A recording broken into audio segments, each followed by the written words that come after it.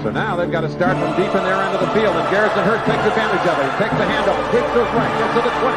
He's in the 30. Needs to cut in. He comes back up the right sideline. Breaks a third tackle. Comes down to the 30. He's down to the 20. He's down to the 10. He's down to the 5. He's into the end zone. Touchdown! Touchdown! 49ers! 96-yard run from scrimmage. Garrison Hurst breaking tackle after tackle. Swings down the sideline. Throws off bodies like clothes after a marathon. Young, back to throw. In trouble, he's going to be sacked. No, gets away. He runs, gets away again, goes to the 40, gets away again, to the 35, cuts back at the 30, to the 20, the 50, the 10. He died. Touchdown, 49ers. Third down, Alex takes the snap. Alex looking down in post, and it's good. Touchdown! Touchdown, 49ers! It is second down. Ryan takes the snap, throws the slant to the left side. It's Russell intercepted. The 49ers pick it, and Navarro Bowman is redemption. Navarro Bowman running it all the way for the touchdown. No greater redemption. The San Francisco 49ers, we can do whatever we want. Click, click, boom. What's going on, faithfuls? The Nothing But Niners crew is back, and we're here to bring you guys another fun-filled episode, guys. It's time to turn the page. The dust is settled. Seattle loss is behind us, or is it? Who knows, right? We're going to break all that stuff down here, man. It's time to turn the page, look ahead to the Cincinnati Bengals and what that offense poses as a threat to our defense and vice versa. But, guys, got to run through the formalities. I know you guys saw them during the intro. Got to do it, though. For the people who are listening, this is an audio adventure as well. So, strap in, man. Let me take you on this journey, okay? If this is your first time here on the YouTube page, make sure you guys hit that like and subscribe button. Turn on those notifications so you know exactly when we're going live. Give us a follow on some of our social media platforms. We have Twitter and Snapchat. Those handles are Nothing But 9 ERS. That's the number 9. Nothing But 9 ERS. We also have Facebook, Instagram, and Twitch. And that is Nothing But Niners. It's spelled all the way out. You guys have questions, comments, concerns, suggestions, any kind of feedback, send them on over. NB9ERS at nothingbutniners.com. And last but certainly not least, guys, get busy on the Patreon tip, man. All right? Get busy on the Patreon tip. Patreon.com/NB9ERS for bonus content over there. Kind of trying to come up with some more ways to do more bonus content over there for all the different tiers. I know we're taking care of the top tier over there, but I got to do some other stuff for the people on the lower tiers too. So make sure you guys tune in, okay? Head on over to the Patreon. I'm your guy, 49ers Mike _NFL. Shout out to everybody in the chat tonight, man. I see my man Brew was the first one in here flexing on him, baby. I see you, man. That's what I'm talking about, man. Oh, he saw it again. He saw it. Yeah, man. Thank you for checking us out on Patreon, man. Jacob is in the building, man. Oh, man, you guys are great. How do I join the video? The video is on now, man. We live, baby. We live. Timbo, look at that. Oh, love from the SoundCloud days, man. I'm gonna drink to that. That's my guy right there. I like that, man. I like that. And Callie, always in here. Once again, it's on. That's right. You guys know how we start, man. Oh, I love you guys, man. I love you guys. Let me see. Now, I did not see the Steve Young interview, man. There's no telling what he said, man. There's no telling what Steve Young said, man. He's chomping at the bit to see Trey Lance. That's what I know about Young. So I don't know what he said in this one, though. All right. So listen, man. I'm going to break this thing down again. Shout out to everybody who's watching this thing live. I appreciate you guys, man. You guys. Oh, Troy, thanks, man. Look at that, man. Let's go. Let's go. Look at the love. I love it. Love seeing the love. All right. 916 in the building. All right, man. Listen, guys. I want to start with Seattle. I'm going to move to some other thoughts. And then I'm going to go to all right, Callie, I see you, man. And then I'm going to move on to the Bengals. But before we do, we always start with the latest news and rumors surrounding your favorite team, the 49ers. So I got to do that there, man, okay? I got to do this here. Look at my name trying to pop up in the bottom corner, man. Get out of here. I asked you to be there. What you doing? Get out of here. They know who they talking to, man. Can I hide that thing, man? Go somewhere. Look at the little name trying to pop up. I thought it was on here, though. I could just hide it. I don't see it, though. Oh, there it is. Bong. Get off. There we go. It's gone. It's gone. Okay. All right, guys. So the latest news with your favorite team, the 49ers. Okay. Maybe this is your favorite team to hate. I don't know. All right. But the Niners making some more roster moves, guys. So we got to break all this stuff down. Okay. Here's one here. The 49ers have signed safety Jared Wilson to the practice squad and released offensive lineman Corbin Kaufusi. All right. Now, this is something that had me scratching my head because when I saw this happen, I'm like wondering to myself, like, how and why, right? Like, what made the Niners do this? Now, Jared Wilson is a safety. He's been in the league for a while, got a couple of years under his belt. And I know that the last team that he was with, believe it or not, was the Jets. So he's familiar with the system, but he didn't get any significant playing time with the Jets. They released him in November. They signed him right back, and then they just let him go again December 7th. The Niners scooped him up. I'm thinking that this is probably a special team signing here. He has played 16 games in a regular season, like straight. So he was a special team starter. I'm thinking that we probably need some help here. I don't think he's a return man, but he could be help on as a gunner. And also, again, like I said, some familiarity with the 49er system, being that he was with Robert Saleh to start this season. Okay, he's been in the league for a long time, so he's no young guy, man. But we'll see what happens, man. We'll see what happens. Thank you very much, Sin. She said she shared it, so I'll make sure I check that out. You guys, I appreciate you guys, man. Y'all keep me on my toes, man. Mike, the wife asked me, "Are you playing this week?" See the Dante Johnson jokes. Now I look like Dante Johnson. Tell you what, man, Dante Johnson and Fred Warner are playing this week. So the answer is yes. I keep getting the Fred Warner when I put the thing on my hair up here. So, well, what else we got going here? Sorry, y'all distracting me, man. I love y'all, man. Y'all are great. All right, Jared Wilson. This is why I was scratching my head at the Jared Wilson signing, because I was just looking at the position, right? Wilson is a safety, and right before that, the 49ers released veteran safety Tony Jefferson from the practice squad. So this tells me that it's not really about help at the safety position as much as it is about help at the gunner position or special teams, because Jefferson has been with this team significantly longer. They liked what they saw from him in college, in preseason and everything. They really, really liked Tony Jefferson. It didn't make any sense to get rid of him and sign another safety. So that means that, to me, it's not about what he's doing on defense. It's about the special teams ability, okay? So that was another roster move. Here's another one here. The 49ers signed a veteran running back, Brian Hill. He has 209 career rushing attempts for 982 yards. That's an average of 4.7 with 3 touchdowns, mostly with Atlanta. Surprise, surprise. All right. He also has 38 receptions for 318 yards and 1 touchdown. He's an option to be available for Sunday's game. Now, this is important because the Niners don't quite know who's going to be up other than Jermichael Hasty.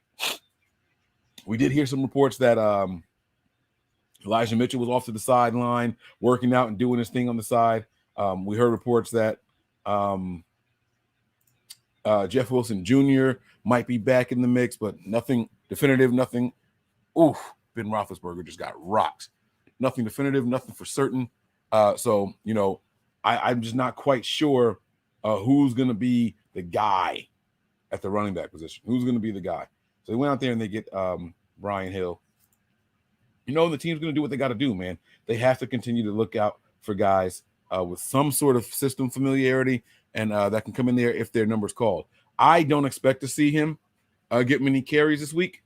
I don't, and I only don't expect that because this team, like they had that Tim Patrick on the team, and he never got any carries. The team hasn't really been testing depth lately, so I'm not overly concerned with that. Now, let me see something really quick.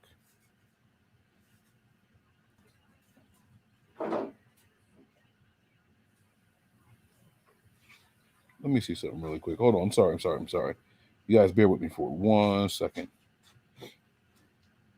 What I'm trying to see is if there was an update on other running backs that are healthy. Because I know the report came out that we worked out 3 of them. Brian Hill was one of the 3. So it was good to see that they actually did sign him. But I think there was another update with the running backs. All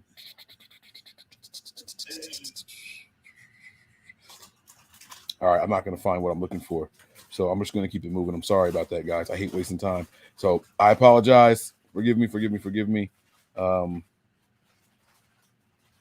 Yeah, so Elijah Mitchell, Trenton Cannon, Jeff Wilson, and Trey Sermon all are dealing with some sort of injury.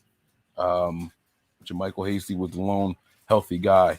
But we're hearing that Jeff Wilson Jr. had a step forward. If you guys are into fantasy football, I know a lot of people care about that kind of stuff, right? If you're into fantasy football, you'll notice that Jeff Wilson Jr. all of a sudden is projected for double-digit points. So, like, they're looking at him as, like, maybe the guy on Sunday, okay? And if you guys didn't know that, boom, consider it breaking news, man. Jeff Wilson Jr. is getting a big nod. So we will see. Between him and Hasty, I just think they keep Hill at bay, all right? But there's some other stuff to talk about with the team, some other word coming from different players and things like that. Let's start with this one here. All right, Nick Wagner tweets out, 49ers wide receiver Deebo Samuel is again working on the side at start of practice. However, he has his helmet with him and is in uniform. So, possible he will be involved in some capacity as practice goes on. That is a very, very good sign for Deebo. We're hearing that he's going to be coming back. But we will see, it could be a late surprise that they're trying to catch teams off guard with, because that changes a lot about how the 49ers line up in different formations, regardless of the personnel that's on the field. The team could take a major advantage of an opponent not knowing that Deebo is available. And so maybe what they make clear for the public, they kind of hide it. Hey, be in uniform, because as soon as we close off practice, you're getting out here and you're going to run some routes. You're going to do, what we need you to do. So I like hearing that. In other 49ers news and injury updates, Fred Warner did his presser yesterday, and in his presser, they asked him how you were feeling. He did say, and I quote, 100%. And he said, he probably could have played. He probably could have played on Sunday against Seattle. He said, but he was like, we had a decision to make. And the decision was basically play this one game, but if you have a setback, you could potentially be out for 4. Or you sit this one out and guarantee that you can play going forward. And so for them, it was an easy decision. The team said, you know what, we're going to sit down. And by the way, the linebacking core was not the reason we lost that game. They were not the liability. Azeez played like a man on fire, almost 20 tackles. The defense was just humming, man. I mean, I really like what I saw from the defense against Seattle. So I can't blame them on any of that kind of stuff, So not to say that we don't need Fred Warner, but what I did like seeing was Azeez move over. Even Flanagan Fowles got in there for a play. I like that the linebackers are a little bit more versatile than what we expected them to be. Maybe we can start disguising some stuff and moving those guys around a little bit, playing matchup type stuff, right? You don't have to just leave one guy setting up in a certain spot.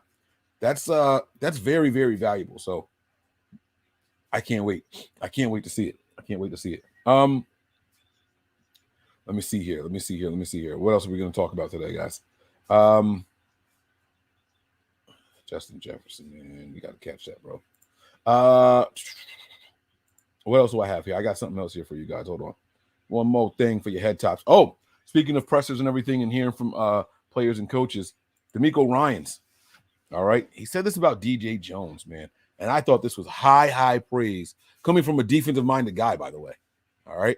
He says here, a guy I've seen with similar strength and power is Fletcher Cox, a physical guy who's able to shed blocks and wreck things in the backfield. And that's what you're seeing DJ do too.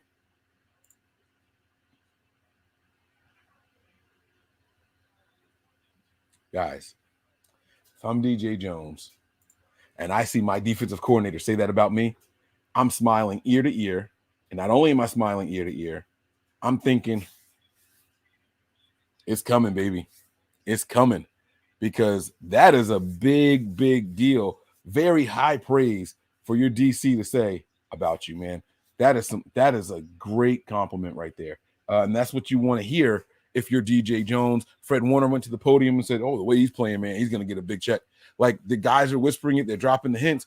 Hopefully he doesn't play himself out of the range for the 49ers, because we're going to need him. We're going to need a guy like DJ Jones, man. I'm loving what I saw from DJ Jones. He was also one of the highest rated players on the defensive side of the ball, if not the highest, during the last game, according to PFF. So, I liked it though, man. That was a good call by the Niners. So let me see something here. I just got a text message from somebody.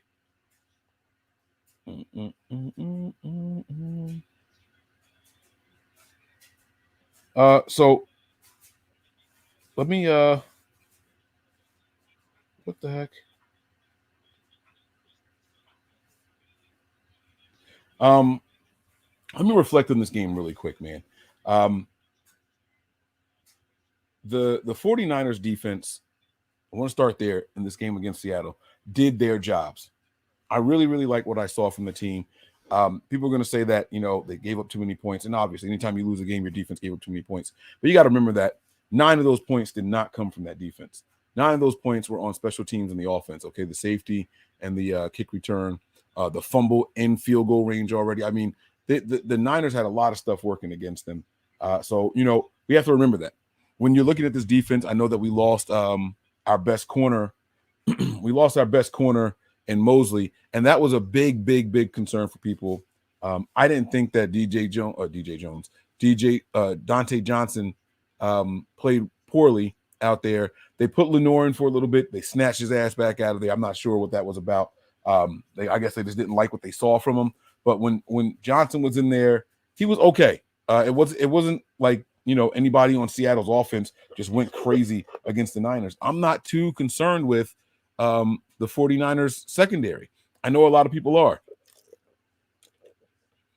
I'm not. People are going to always beat up on Norman. He's either forcing fumbles or they feel like he's a liability out there. But Norman is exactly who he's going to be. He's exactly who he's going to be. I'm not sure. When we have all of our safeties out there, if we have Tartan Ward out there, believe it or not, I think the communication is good enough from those two guys that they can keep those corners in the right position, And then we're doing things with three safeties now, where we're using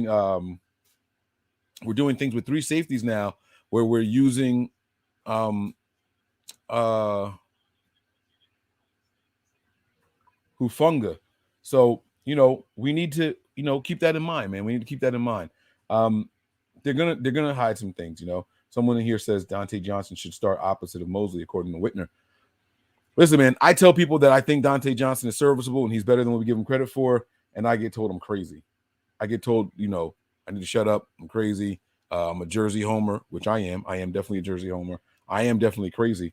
But I just don't think that it's hold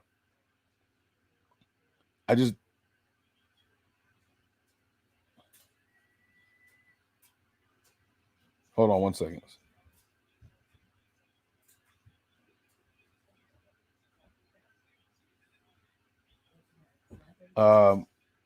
So I'm just saying I would like to I think that we got to trust it. I am crazy. I am a Jersey homer, but I don't think Dante Johnson's ever been terrible. Every player's had a bad game before. I remember Jimmy Ward having that game where he gave up a bunch of big passes. You guys remember that game, right? It was like his rookie season, right? I think it was his rookie season. He was going up against freaking Brandon Marshall, somebody who was like 8 inches taller than him, and everything was a jump ball in the end zone. They left him one-on-one, and that wasn't his fault, right? Guys have bad games, right? And you've seen a bad game from Dante Johnson where he's let up 5 or 6 receptions in the game and a touchdown, right? But Dante Johnson's not a bad corner. He's serviceable, man. He's serviceable. He's big. He's athletic. He's fast as hell.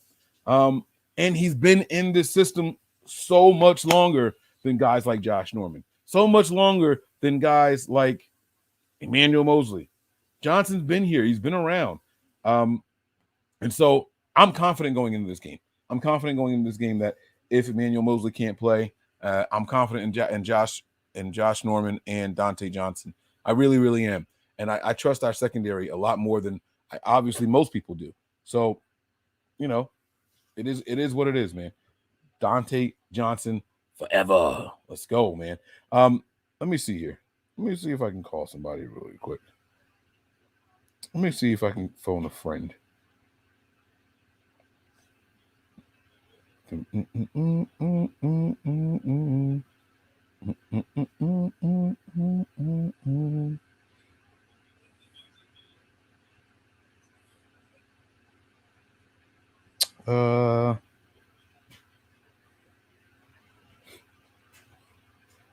me wait to get a response. I don't want to interrupt anybody. But yeah, I'm not worried about the secondary, man. Now I will.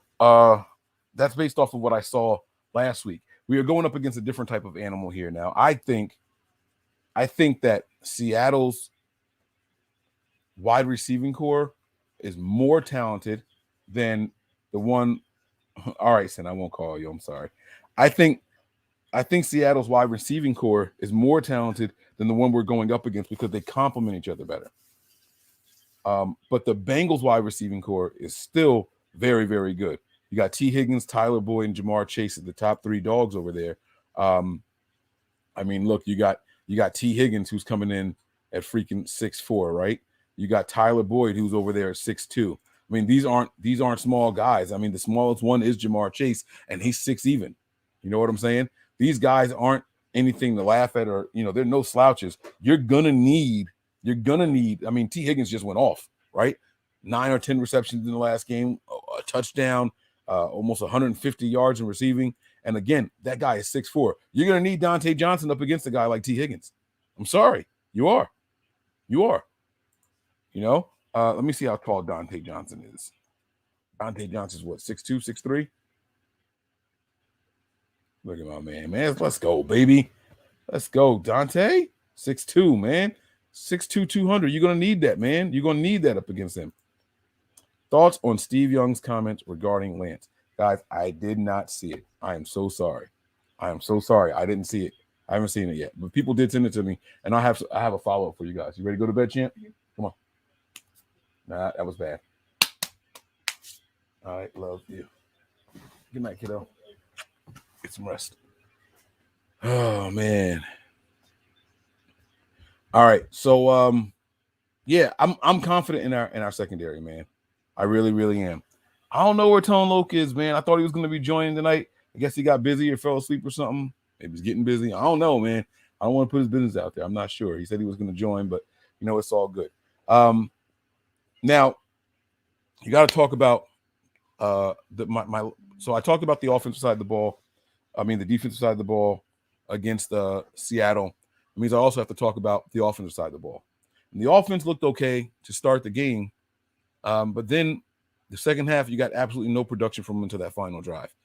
They didn't cross the 50-yard line all second half until that final drive, and that didn't even result in points. You can't win games like that in the NFL. The 49ers, when we're playing bad football, you look at our losing streak, we were going through halves without any points. Even when we started the season, I don't know if you guys remember, we're on a 2-game winning streak, right? We started out in a 2-game win streak. We didn't have any touchdowns in the first half unless we called Trey Lance in to do something, right? Trick play or something like that. I mean, it was pretty bad. It was pretty bad. We can't revert back to playing like that if this team is going to have any hopes of making the postseason or being a force in the postseason. You know what I'm saying? We can't do that. We're going to have to be a little bit more consistent. We don't have to score on every drive. I'm not asking for a touchdown every single time we touch the ball, right? But if we get 8 possessions, I mean, we got to score on 4 or 5 of them. We have to. So, that's what has to happen. The offense was a disappointment. Not so much the play calling. The play calling was there. These guys have to execute. These guys, all. We can't drop passes. We can't fumble the ball. We can't miss wide open players. We can't miss the players downfield that are open and being schemed open so we can take the check down and hope that we can get a first down. Can't do it. You just can't do it. So the offense absolutely has to step up. And this is Shanahan's 5th year here, guys. 5 years here. We can't make these kind of mistakes. We can't. We absolutely have to do something different. I'm sorry, but we do. Shanahan's been here for far too long for this offense to not be the side of this team carrying the ball. Kyle Shanahan was brought in here for his offensive prowess, the genius, right? The play calling and all that stuff. And they're just not executing. And if he's going to say it's the fault of certain players, then he needs to replace said players. That's what he has to do. That's what he has to do. All right. But I will still say that with all that on the line, the offense isn't the reason we lost this game. And that brings us to the third phase of the game, the special teams. I think this is Tim Hightower's last year with the 49ers. I really, really do. It's just unacceptable. And he started his presser with saying, that's on me. Nobody else, just me. He said it. He said, I put the guys in the position. And I don't, a lot of times when guys like say stuff like that, it's kind of tongue in cheek, right? Like they don't really mean it. They're just saying it. It's like, I'm a manager, okay? And if something goes wrong in my office and I'm talking to the owner of the company, like it falls on me, right? It could be somebody else. One of my employees, he could have been the guy that messed up. But I take the blame for it. I could have done everything right. I could have given him the tools he needed to be successful, and he just went over there and just choked and just messed up, right? But it falls on me because I'm the manager, right? And so when I'm talking to the owner of the company, he's going to ask me what happened. I'm going to take blame for it, right? Like, yes, we will get better. Yes, we will fix this. Yes, we will do what we need to do to correct these kind of mistakes, right? That's how you're supposed to speak. But the truth of the matter is that guy did it. I gave him X, Y, and Z. He said he went to the house to do whatever it is he was supposed to do, and he just forgot what he was doing. It's still my fault. I got to train him better. I'm going to go over this. I'm going to offer a solution, right? I'm going to take the blame. I'm going to make it clear whether or not it was something that I did wrong or someone else did wrong, and then I'm going to tell you how to fix it.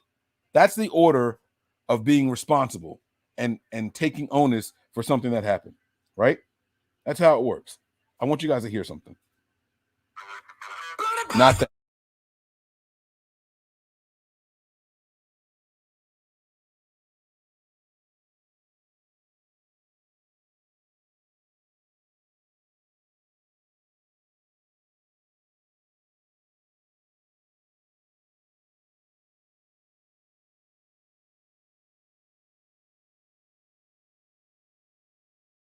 Doing? All right, listen to Richard Hightower right away. Go ahead, So guys. he's going to start by talking about the Start injury, off with, which is important. The first or the second special teams play of the game. But then listen to what he What said. happened on that play, on the big punt? I had to go on mute because of the I'll ad talk about play. the first play first, because the first play was scary play, and we all were in that situation. And I just know Trent has.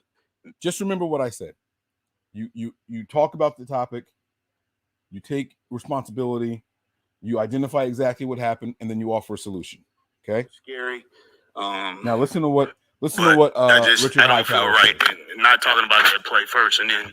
But the second play, we can dive right into that. The second play, we had a call on. Talk about what happened. And it's totally on me. Take responsibility. Players couldn't have done anything in that situation at all. Talk about how to fix We had a call on where we were trying to set up the offense in good field position there, and they had the perfect play on. Yeah, but talk about how to fix it.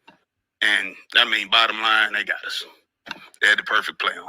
Talk about how to fix it. So that's what happened on that play. You think you guys have shown that look before, and that was kind of an automatic thing for? No, it's not. It's not an automatic deal at all, and it's a risky deal too. Talk about how to fix it. And they got us on that play. That's the bottom line. Has Seattle ever done that play before, to your They're knowledge? giving him you ever seen it more on tape? chances The thing about that how to play is fix everybody does it. Yeah, everybody's done it before. So, I mean, it's not like people don't do it. Like, people do it, and we were in a situation where if they did it right there, it was going to be the perfect play, and they got us. Talk about how to fix it. Richard, I mean, you look at that and watching it over, it looked like you guys had just no chance to defend it. With Talk about how to fix it. two Here you guys go. out on the This is gunner, it. and Jamichael, I think, was the end, and you had a six-man line kind of bunched together. So I mean, you have to weigh into that, just how vulnerable Last chance, Richard. that faked you guys for that play. Yeah, no doubt. And that's a fair question, man. It really is. But you also have to weigh in the risk and reward on that play. And they took a huge risk and they got a huge reward.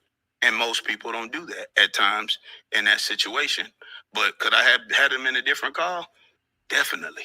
And that's totally on me. It's not on the players at all. And I've told them that, and they know that. And what we're going to do is we're not going to dwell on it. It's just like when we win games or when we have great plays, like when we had to play with DJ and he stopped the fake. We got to move on. Like, we can't beat our chest and say it's great, and we can't dwell on that play and not get ready for Cincy. So they got us. We got to move on, and that's part of it. Like, you go into every game thinking you have a great game plan. Guys.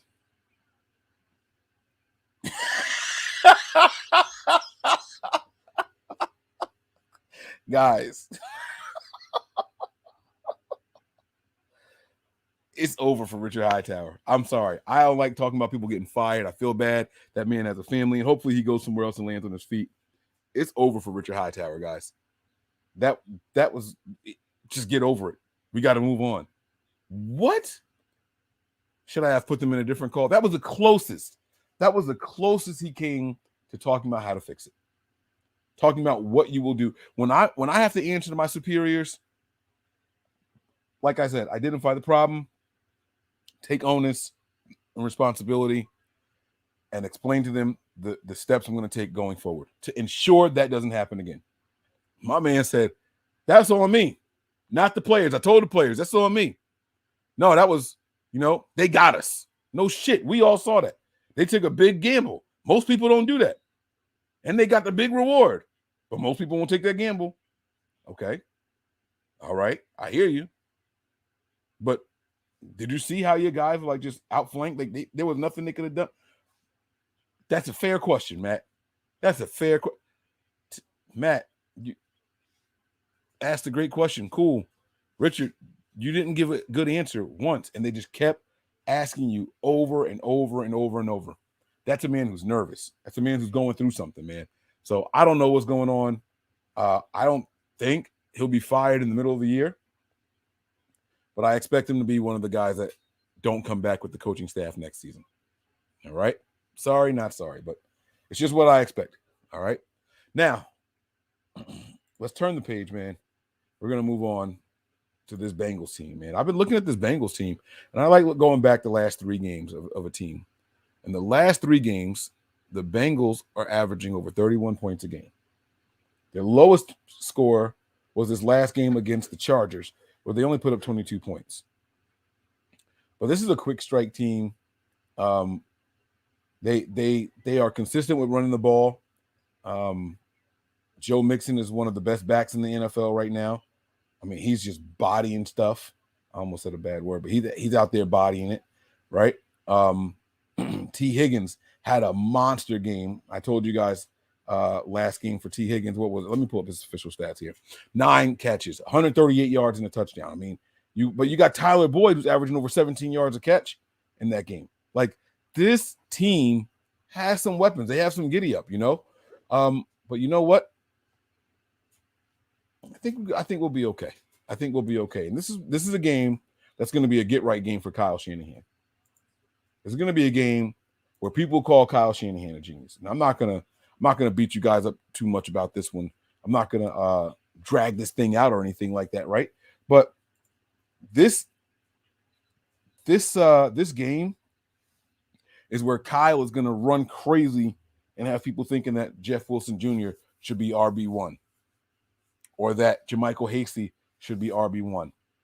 The way that we run the ball is going to heavily favor us in this match.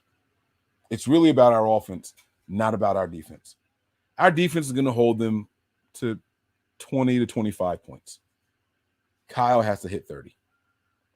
Kyle has to get 30. All right. The reason I have them scoring that many points is because their players are all really good. They're going to find a mismatch. They're going to run some 3 wide receiver sets. They're going to put little, I'm saying little out of talking just stature, but K'Wan Williams and a bond. Okay, he's the shortest corner we're gonna have on the field. They're gonna put him in a bond. Okay, they're gonna try to. What we have to make sure that we do is control the clock with the run game, and they are going to be very, very susceptible to the run. Now, let me look at the last 3 games here. Let's see what they've given up in rushing yards the last 3 games, okay? So we're going to start with the Chargers game because that was the last one that they played here. I'll look at the stats here. The Chargers rushed for only 79 yards. It's not bad. It's not bad. All right. Now, if I'm looking at it here, they rushed for 79 yards on 20 attempts too. That's not good. But are the Chargers really a run team? Who's a team that runs the ball? Let's see here.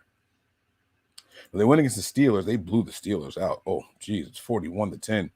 I mean, I guess I can look at that game, but the Steelers were passing because the score was so bad. Ben Roethlisberger threw for over 40 times. We know that's not happening here. We have to find a game with a team that has a balanced offense closer to the Niners. Let's see. Let's see here. Oof, Raiders ran the ball 10 times with their running backs. I mean, look at this. Are teams afraid of the Bengals that they're jumping out like that? All right, let's look at the Browns. All right, Baker Mayfield passed the ball 21 times. Okay. They ran the ball 23 times. There we go. All right. All right. 21 passes, 23 rushing attempts. This is the game that I want to look at. Now, it's not fair because the Browns blew them out. It was 41-16, but look at what they were giving up on the ground. 9.8 yards a carry to Nick Chubb. 137 yards and 2 touchdowns on 14 attempts. Okay. Oh my God. It was just, this is the game that we have to go back and watch. See if the Niners can replicate this. Now, let's keep in mind, they weren't slouches, like I said.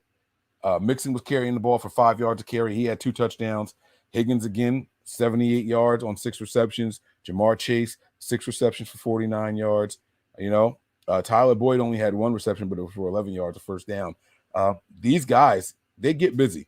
They do their damage. What I'm looking for here, though, for the Niners to do is to really, really rebound on the offensive side of the ball. This is when we're going to sit here and say, damn, Jimmy looked good in this game, because Jimmy's not going to have to do much. It's all about the run game. It's about the run game, this one, and hitting the gimmies. That's what this is all going to be about. We're not going to see any spectacular plays, nothing deep down the field. Jimmy's not going to have to throw any 40-yard bombs or anything. None of that's going to happen in this game. None of it's going to happen. All right. But the running backs are going to be good. If you have a 49ers running back in this game, one of their top guys, Wilson or Hasty, start him in fantasy. Start him in fantasy. Okay. If Mitchell by chance can come back, I probably wouldn't start Hasty. I would probably just use Mitchell and Wilson. Okay. How can the 49ers defense win this game against those kind of weapons? They have a good running back. They have 3 really good wide receivers, and they have a quarterback who's not afraid to throw the ball around the field a little bit, right? And the answer is what you saw against Seattle, that defensive line. Okay? That defensive line is going to really, really help. Because if you look at, all right, here, let's go back. This is what we'll do. We'll go to the Chargers game, okay? Now, again, the Chargers blew them out, so the numbers aren't going to be that favorable. Okay? Numbers aren't going to be that favorable. But the Bengals allowed 6 sacks against the Chargers. 6 sacks. That's not, tackles for losses. That's just sacks. 6 sacks. They fumbled twice. They lost 2 fumbles. They also threw 2 interceptions because of the pressure the Chargers defensive line had on them. Okay? You go back to the Steelers game. Now, the Steelers got blown out, right? 41-10, right? That's the numbers. They still gave up 2 sacks. They still threw an interception. And they were winning that game. They were blowing the Steelers out. I mean, just halftime, the score was 31-3. Okay? And they still gave up sacks, still turned the ball over. I mean, this team is going to turn the ball over. It's there for the taking. You just got to take it. And we'll go to the Raiders game where they blew the Raiders out. They blew the Raiders out 32-13, right? 3 sacks allowed. They didn't throw any interceptions, but they fumbled the ball. This team will give up the booty. I'm talking about booty as in like riches, like the jewelry, right? I'm talking about the jewelry. We have to go. We got to get them. We got to get them, man. We got to get them. So I have all the confidence in the world. The 49ers are going to go out there and they're going to have a field day. People are going to say, bang, we're back. This is what we do, baby. Like people are going to really, really start feeling themselves. They're going to start feeling themselves. They're going to start feeling the Niners, and we're going to be on the high horse again. And I'm all here for it, man. I mean, look, the team has been so up and down. And the one bad game against the team that we always seem to have our number, I'm not mad at that. I'm not mad at it. I was mad when it first happened, but I'm not mad at it anymore. I'm over the Seattle loss because it's Seattle, and we should have known better. And I should have stuck with my gut. I said at the beginning, it's Seattle. I'm not getting my hopes up. I don't trust it. And it is what it is. And then going back one more game, the Bengals against the Browns. The Bengals, 5 sacks, 1 fumble loss, and 2 interceptions. It's a consistent theme here. The 49ers should get at least 4 sacks on the Bengals, 1 interception, at least. And if that's not enough, I don't know what else they need us to do. I don't know what else they need us to do. All right. Kyle is gonna get in that. He's gonna get in his bag, man. He's gonna get in his bag, man. All right. When they give up the booty, we got to cash in. That's all it is, man. That's all it is. Guys, listen.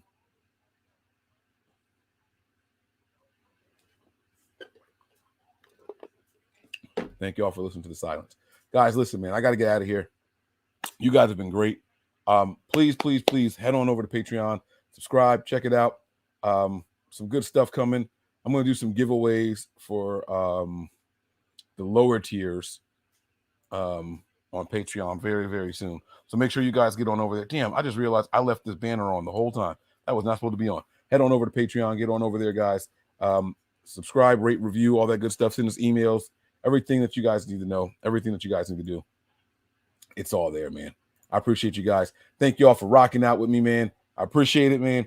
My phone a friend, man, he didn't come through, man. He said he was gonna, but nah, he didn't. He didn't. All right. Well, guys, I'm gonna be out of here. Thank you, Callie. I appreciate the love, man. I'm gonna go check out the Steve Young interview that y'all kept telling me about, man. This is gonna be crazy. It's gonna be crazy. I'm gonna go check it out. I'm excited. Y'all got me hyped. So hopefully it's a good one. All right.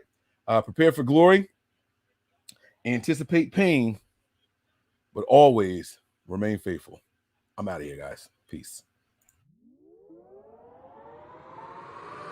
We all gas, no brakes, pumped up, no fakes. We spinning, we winning, we high stakes. We never miss, we all makes. Look at us dudes trying to prove, bringing you news with nothing to lose. Mike, Nick, Tony, Wayne, Method Man, we bring the pain. Hey, see, I'ma confess it. We under the pressure. If you looking to find us, we them nothing but Niners. Nothing but Niners. We nothing but Niners. We nothing